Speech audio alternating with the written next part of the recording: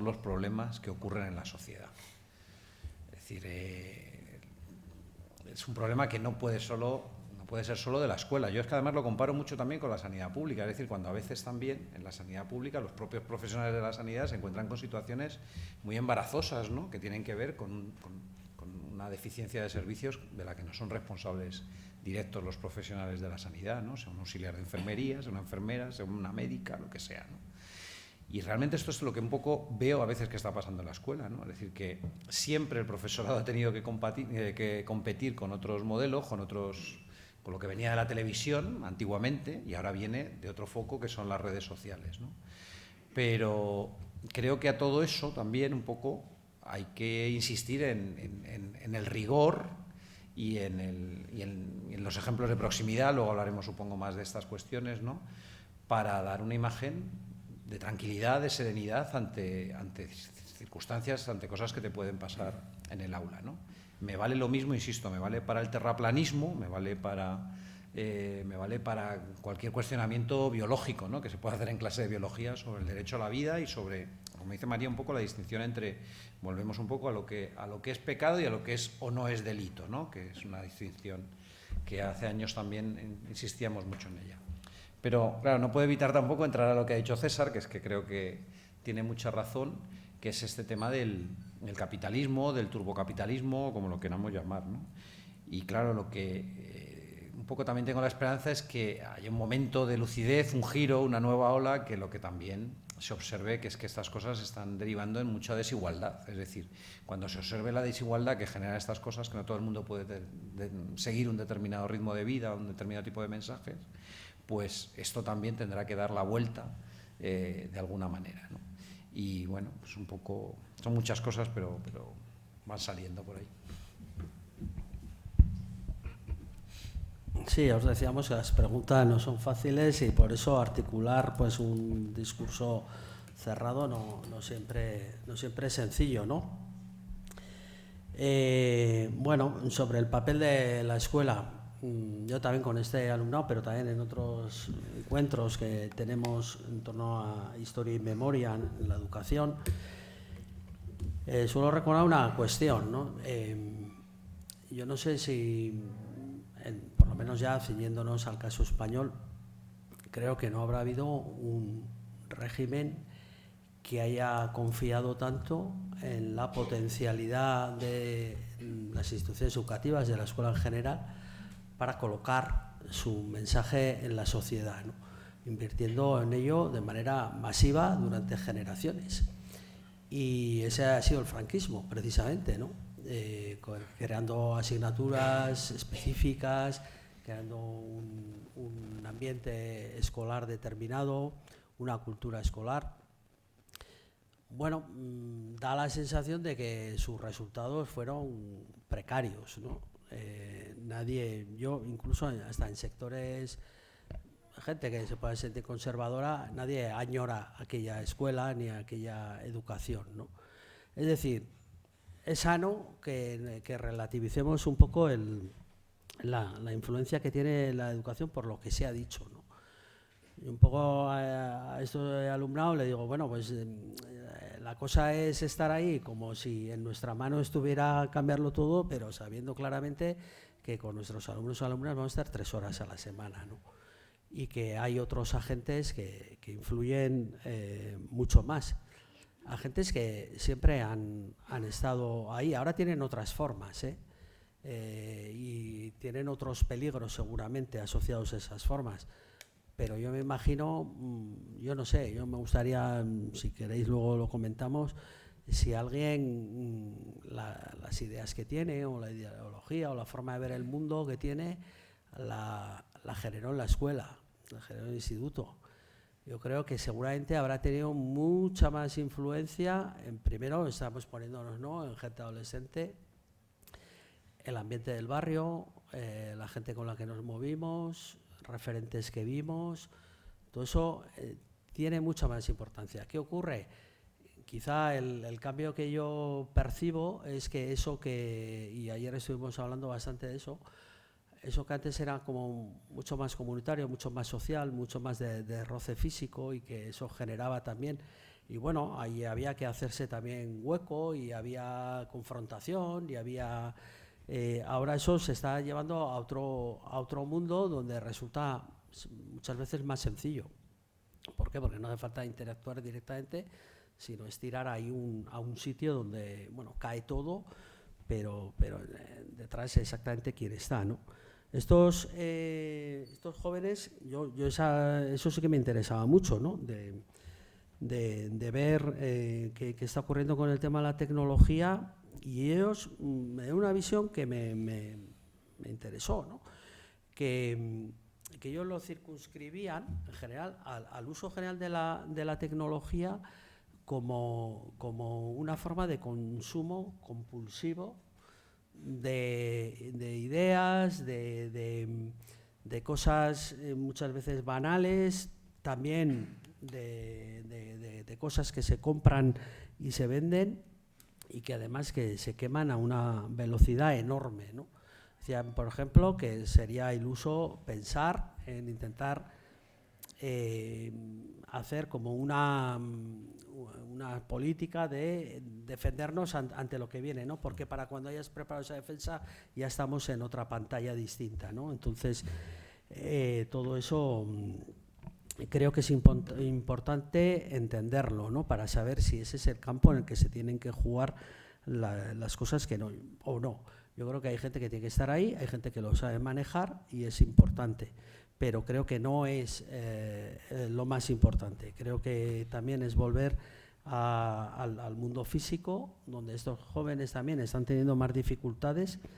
Pusieron sobre la mesa otra cuestión que me parece importante y que no, o sea, igual parece que no tiene relación, pero a mí me ha dejado pensativo, ¿no? Y decía una chica, ¿no?, cómo asociaba toda esta compulsión de estar en las redes, de tener que estar, de estar con la tendencia de estar, y estamos ante una generación joven que tiene unos problemas de salud mental muy importantes, ¿no?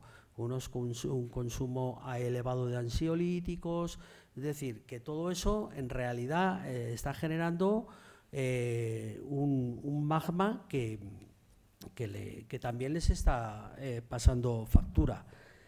Y por otro lado, bueno, pues lo que ellos pusieron de manifiesto, también creo que es una realidad histórica, es que las redes no es sino una versión más de lo que los fascismos y la ultraderecha han hecho históricamente, que ha sido un uso muy consciente, muy inteligente de las herramientas de propaganda en cada momento. Y ahora son estas, como antes fueron los carteles, fueron los desfiles, fueron la radio, fue el transmitir sistemáticamente mensajes, todos nos acordamos de Goebbels. Bueno, pues es verdad, ¿no? Yo creo que hay cosas... Sí, pero lo que pasa es que hay unos mecanismos de multiplicación que antes no existían. Claro. Y además unos mecanismos de multiplicación automática que saturan completamente el ambiente. O sea, antes habría lugares donde poder, si quieres, escapar de esto, ¿no? Pero ahora a mí me da la sensación de que hay una exposición de la intimidad tan fuerte que es muy difícil... es muy difícil salir de ella, ¿no? O sea, esto, claro, un adolescente que está en un momento, pues digamos, vulnerable de su vida, que es feo, que tiene granos, que se encuentra que todavía su cuerpo no se adecúa a la imagen que tiene de sí mismo y se ve muy expuesto a esta visibilidad pública que dan las redes, debe ser muy complicado de gestionar y, por lo tanto, tienen, pienso yo, como una mayor compulsión por seguir unos caminos que muchas veces incluso se generan de manera automática, que ni siquiera hay alguien detrás, ¿no? Bueno, yo hace un tiempo leí un libro que se llamaba Tejer el pasado, escrito por dos sociólogas, Sarah Hensburger y Sandrine Lefranc, y en uno de sus... y a mí me dejó realmente preocupado. Me dejó preocupada lo que planteaban. No lo compartía en absoluto, pero me dejó preocupado porque puede que sea una tendencia o una realidad a nivel educativo. Y a mí eso sí que me preocupó.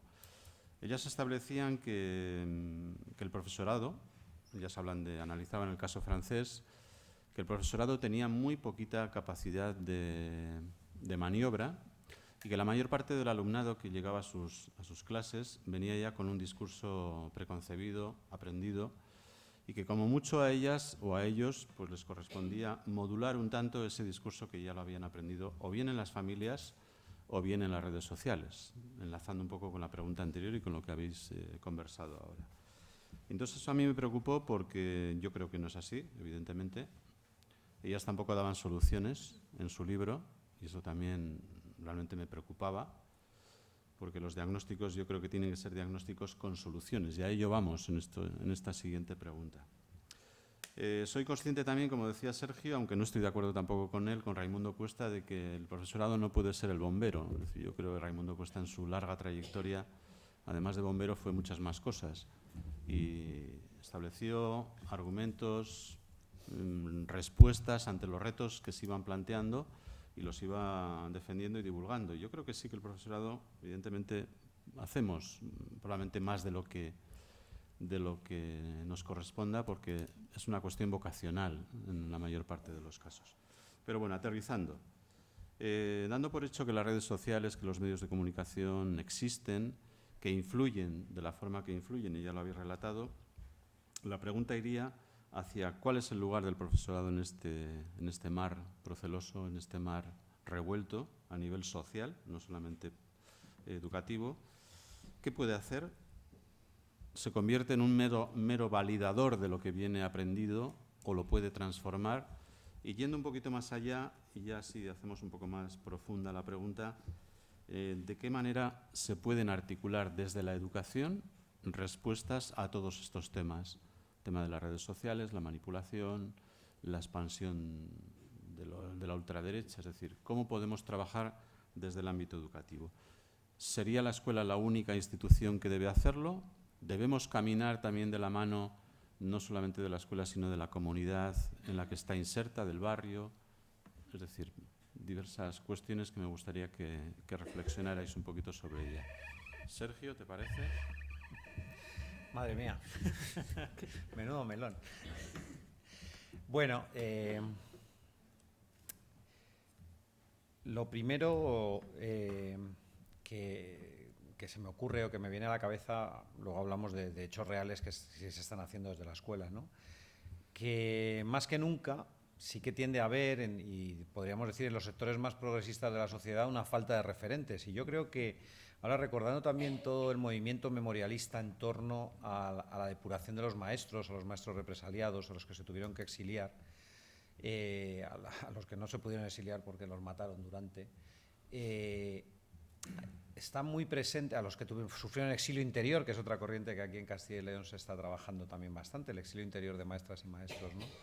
Esos maestros tenían o tienen, casi en nuestro imaginario, tienen un alto valor como referentes. Es que eran referentes morales, referentes intelectuales y no forzosamente tenían que dar clase ni con el puño levantado ni abrazados a una bandera de la República. Quiero decir que eran referentes y creo que en esa dirección el profesorado tiene que asumir su papel de referente, tiene que seguir siendo. Yo desde el principio de la popularización de Internet he mantenido este mensaje. Es decir, tiene que ser un filtro y no tener miedo de ser un filtro y de tener un criterio.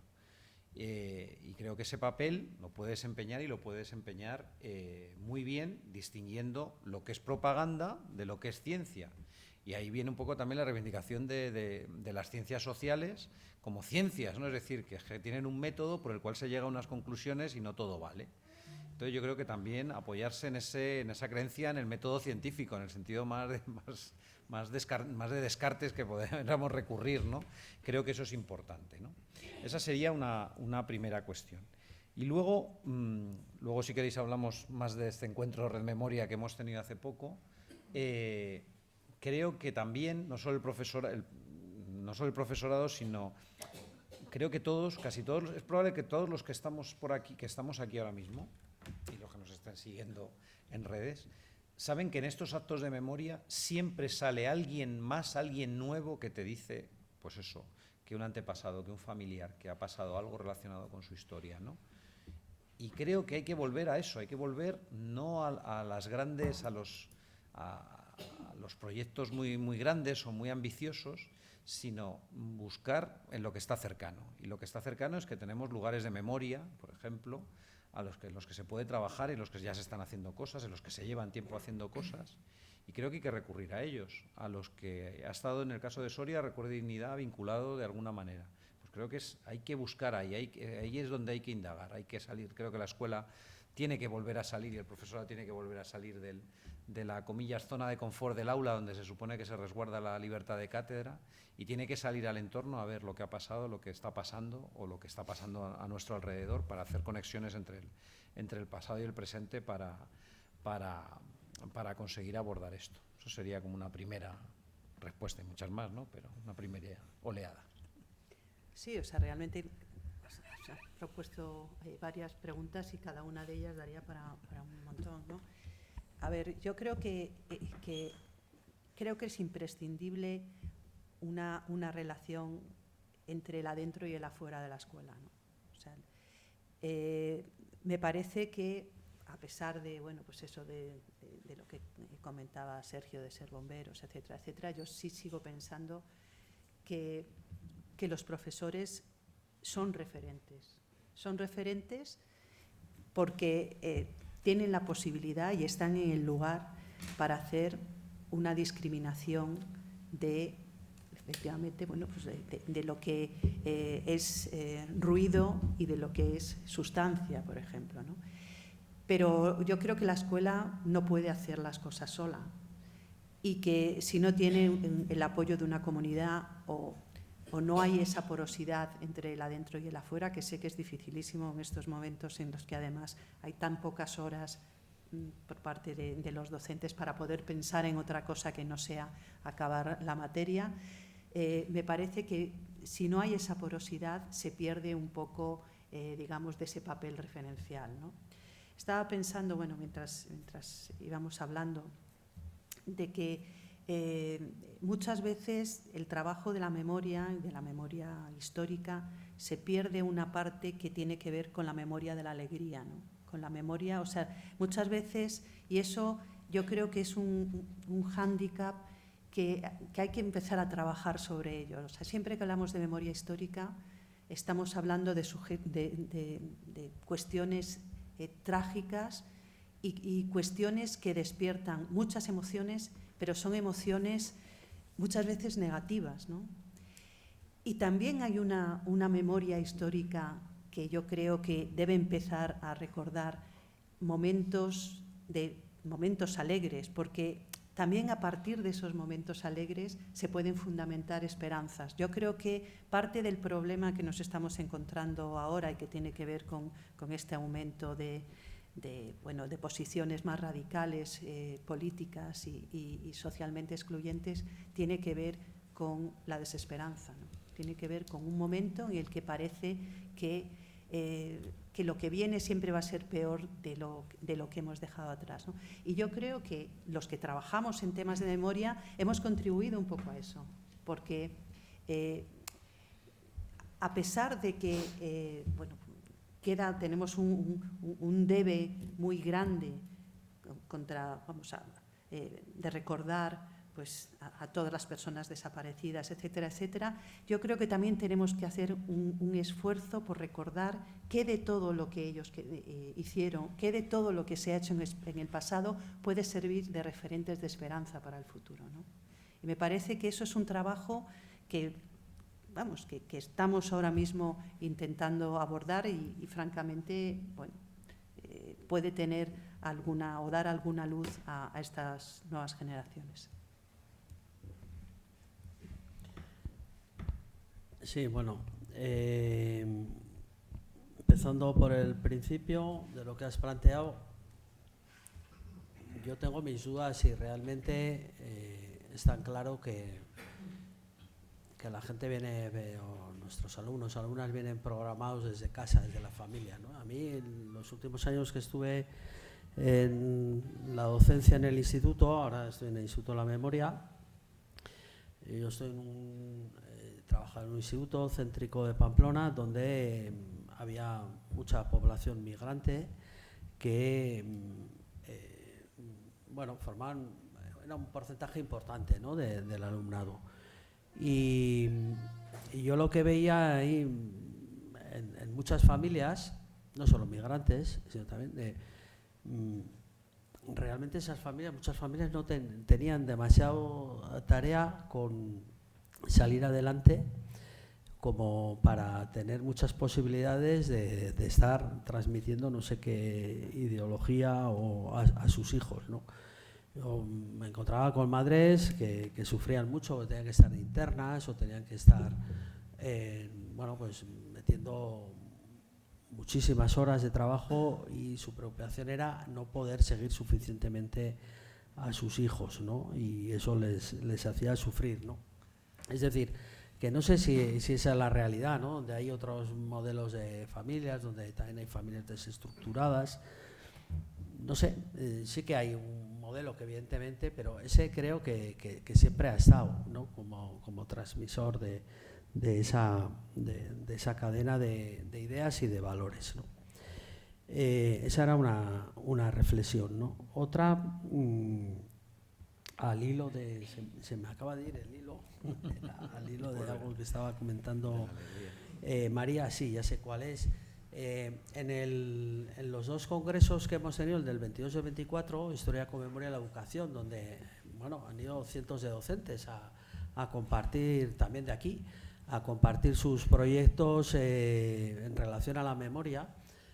Pues me ha resultado muy interesante que van ganando en peso proyectos que tienen que ver con las luchas vecinales, sí, claro, con el movimiento obrero, con la construcción de los barrios, con las reivindicaciones durante los años 60, los años 70, ¿no?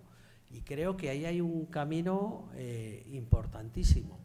Y hay un camino importantísimo en varias direcciones. Veníamos hablando un poco, ¿no?, de otra reunión que hemos tenido aquí con algunos docentes que están en la sala, de la importancia, ¿no?, del trabajo también con las familias, trabajo con las familias, pero ¿a través de qué? Pues por ejemplo los trabajos con fuentes orales, ¿no?, de las entrevistas con los abuelos, con las abuelas, ¿no?,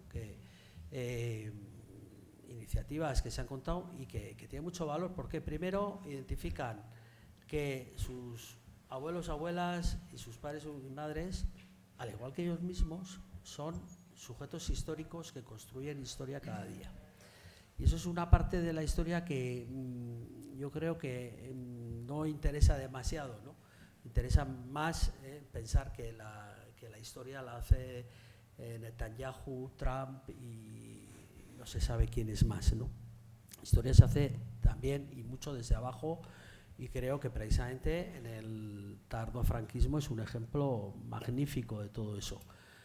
Que además esas historias que parecen cotidiano son, a mí no se me ocurre mejor contrapunto a esa imagen distorsionada e incluso patética que se está intentando transmitir en estos sectores por redes, de como que el franquismo era un tiempo maravilloso en los años 60, todo el mundo iba de vacaciones, toda la familia, ¿no?, con muchos coches, y pagaba la vivienda en 6 meses, y no sé, una sarta de majaderías que se están diciendo que se pueden desmontar desde el conocimiento histórico, pero también se puede desmontar desde la experiencia vital. Y yo creo que eso es muy importante. Yo creo que el conocimiento histórico, como todo conocimiento científico, es fundamental. Pero creo que podemos coincidir en que por sí mismo no moviliza. O sea, de hecho, estos discursos no se dan para decir, es que yo pensaba que, y dice, pues ya te saco yo del error. No. Se crean precisamente para reforzar unos sesgos con una intención política en el presente. No interesa mucho el franquismo. A mí una de las cosas más me preguntaba era decir, joder, ¿cómo puede ser Franco, ¿no? O sea, yo además, como tengo eso desde niño, ¿no? O sea, un vejestorio, además yo he visto los momentos más decrépitos, ¿no? Y digo, ¿cómo puede ser esto un referente para un chaval de 15 años, 50 años más tarde? No puede ser, o sea, esto es algo, hay algo de artificial en todo eso, ¿no? Y bueno, también me hago esa reflexión, por lo menos me la hago desde Navarra. Nosotros en Navarra hace 10 años experimentamos un cambio político que que ha tenido, yo creo que unas consecuencias muy interesantes y muy potentes, también con sus limitaciones. Hasta entonces, nosotros y mucha gente como nosotros que está también haciendo cosas en diferentes ámbitos, en diferentes instituciones y tal, llevábamos toda la vida viviendo a la contra, ¿no? O sea, siempre estábamos digamos, en el lado de la pancarta, ¿no? Por entendernos. Y ahora somos sistema y no nos lo acabamos de creer, porque seguimos pensando, pero no somos un sistema y nos están refiriéndose a nosotros como sistema, nos están cuestionando y también podríamos aprovechar para reflexionar también sobre esa cuestión, ¿no? Ayer me decía una alumna decir, ¿y por qué no puede ser que el antifascismo sea algo guay y atractivo para la gente joven? Y esa pregunta nos interpela mucho, porque yo creo que también hay que preguntarse qué se está ofertando a cambio. Quizá es muy fácil, es más fácil esa posición, pero ¿dónde estamos ilusionando a esta gente joven? ¿Dónde estamos poniendo en el centro sus problemas, bueno, pues creo que estamos también, y seguramente pues por esa estrategia general de capitalismo, estamos muy a la defensiva. Sí, que te pongas un poco más. Vale, perdón. Así ya me lo has dicho antes. Que estamos muy a la defensiva, ¿no? Y claro, y es verdad, hay unas amenazas que son muy reales y que las estamos viendo en sitios. Estamos diciendo casi aquello de virgencita, que me quede como estoy, ¿no? A ver si las pensiones no sé qué, si los salarios no sé cuántos. Claro, estamos a la defensiva. Eso a la gente joven no le ilusiona, porque entre otras cosas no está defendiendo eso exactamente, ¿no? Ellos no tienen eso que defender, ¿no? Y creo que esas cuestiones también son importantes que nos las planteemos. Bueno, yo quería insistir un poquito en lo que ha avanzado ahora César, porque antes os preguntaba sobre